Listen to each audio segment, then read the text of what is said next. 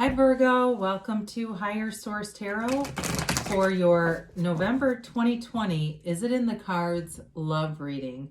This is for all Virgo, Sun, Moon, Rising, and Venus. And I thank you guys so much for everything that you do for the channel, from watching the readings to subscribing to hitting that like button. I really appreciate it all. And also just that you share your energy with me so I can even do the readings. I'm having fun and I'll continue to continue. And if you're new here, I post new readings every Friday and then typically again on either Monday or Tuesday. So I'd love to invite you to join us and become a subscriber. If a reading doesn't resonate, you can always check back here in a couple of days or check a different part of your chart. I'm not offering personal readings right now just because I don't have the time in my schedule. But if that ever changes, I'll make an announcement on the channel for everyone. So let's get the advice for Virgo and love, please. What messages do you have for Virgo about love? What does Virgo need to know, please? Sun, Moon, Rising, and Venus. Okay, let me just do one more. There we go.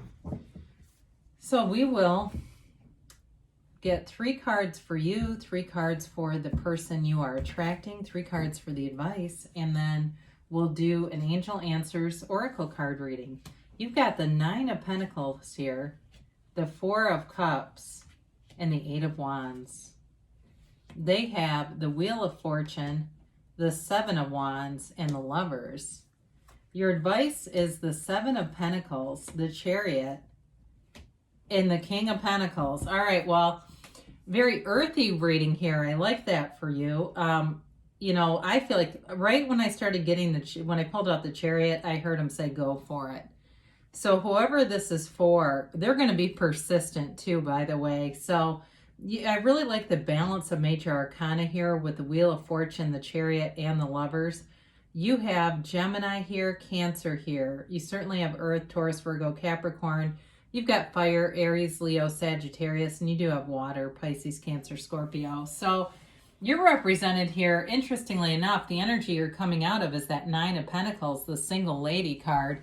So if you're a guy listening to this, don't get too scared off about some of the terms in terms of gender in the tarot, because really there is no gender in the tarot. They're just really characters on the cards. However, the 9 of Pentacles is often referred to as the single lady card. And it's sort of this woman or man about town who does what they want, goes where they want, sees who they want, and just there's no sense of restriction. It's a very lavish lifestyle.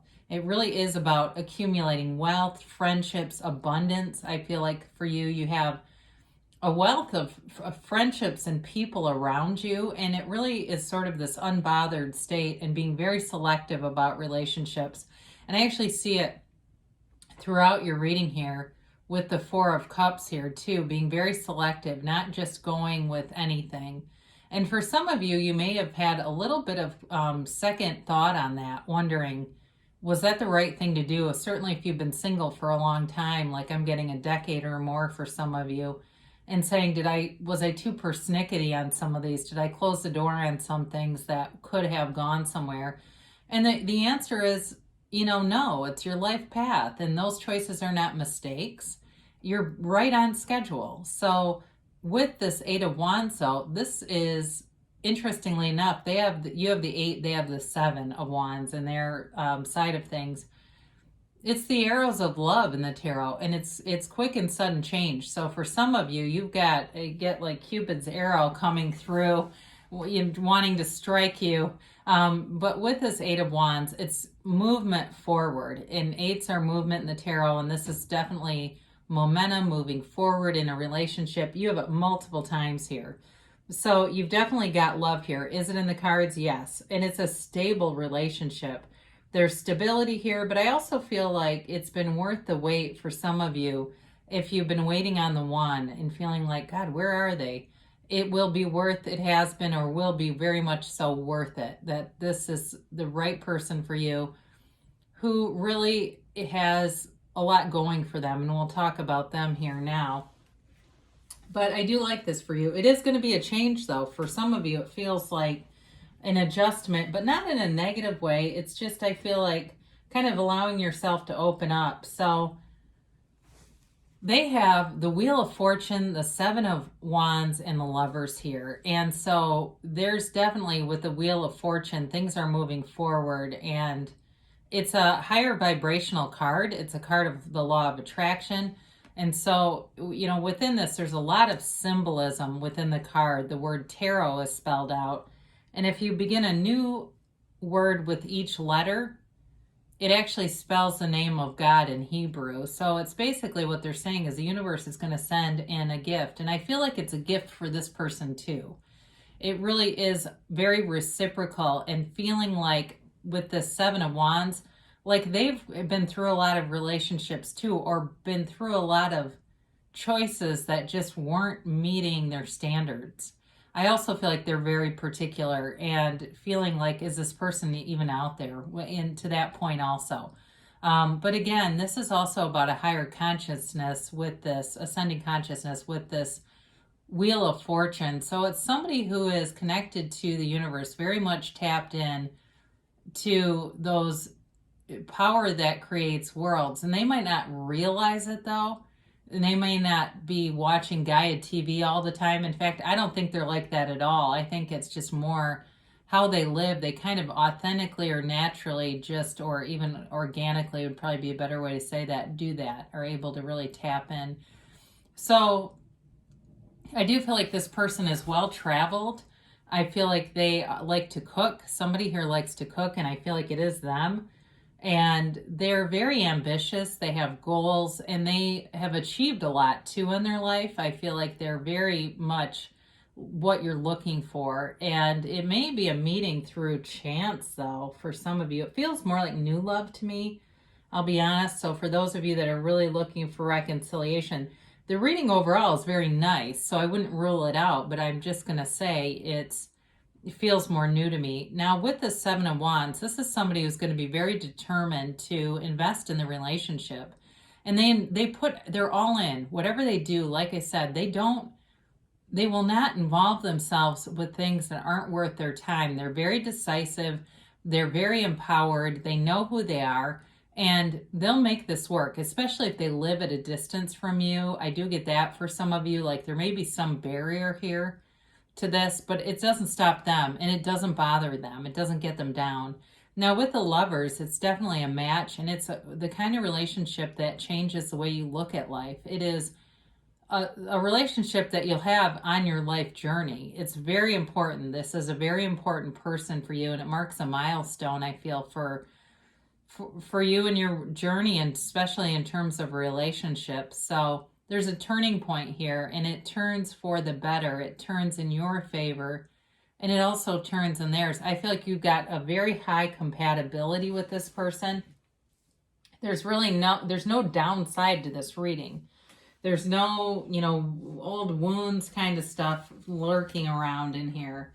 So interestingly enough, you've got 3 sevens here. Okay, so lucky number 7, right?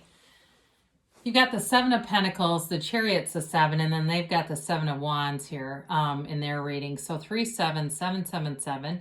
And that may be a synchronicity for some of you if you're seeing that a lot. You've also got, of course, the King of Pentacles here. So this is a relationship that flourishes, grows. And I feel like it's the kind of relationship that gets off from the start. There's not all this like angst in the beginning and turmoil in the beginning, because oftentimes relationships that are like that aren't sustainable. It should be fun in the beginning. Now the 7 of Pentacles is contemplative though. It's kind of like wondering what's next.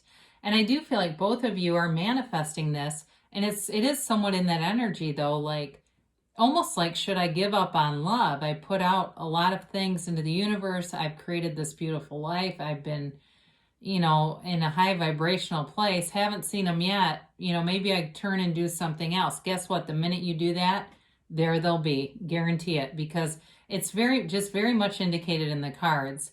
Occasionally I'll get feedback about different things, and it really is about the cards, guys. So be aware of that. The cards are non-judgmental, okay? They don't judge if you travel during a pandemic or you're having an affair or you're, humping your boss. They don't care. They just tell the story. So sometimes I'll get comments like almost judgmental back, and it's like, look, you have to understand this is a very unbiased mystical tool that we're dealing with. So enough of that and back to the reading. Thank you. Back to our regularly scheduled programming. So you've got the Chariot, and I love to see that in the advice because that's goal attainment, okay? That's what you want is coming your way. And the Chariot isn't stopped. The Chariot is a very powerful energy. And it really is in terms of the soul's journey, in terms of the cards and the way they were developed.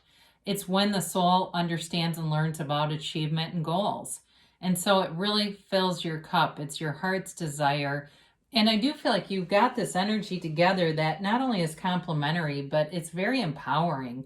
It's a very empowered relationship.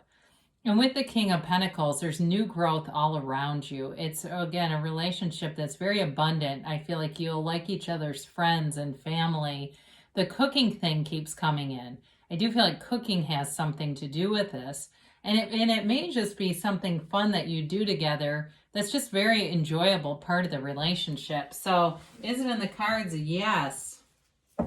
And let's see what the angels have to say here for Virgo, please.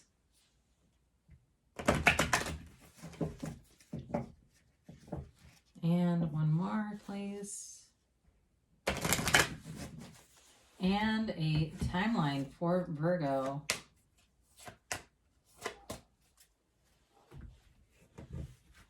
And a yes, no, maybe.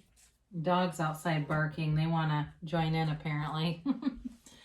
Be assertive. Okay, so with that 8 of Wands, I definitely feel like that is just more information. They're aligned. Be assertive. So especially if you've got your eye on somebody, it may be time to reach out to them. Communicate clearly. This also, though, relates to communicating with the universe, because the universe, again, is very consistent. Much like how I say the tarot is not judgmental, either is the universe.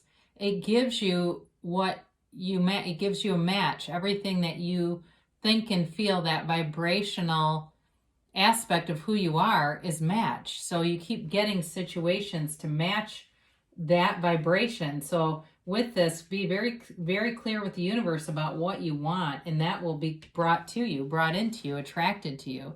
So trust in the universe. So ask, believe, receive. Know that you can have it. Know that. And that's really the only difference that separates people who manifest easily and people who struggle with it, is this ability to trust that, and your own worthiness. That's the other piece of it. People who trust but also believe they're worth it.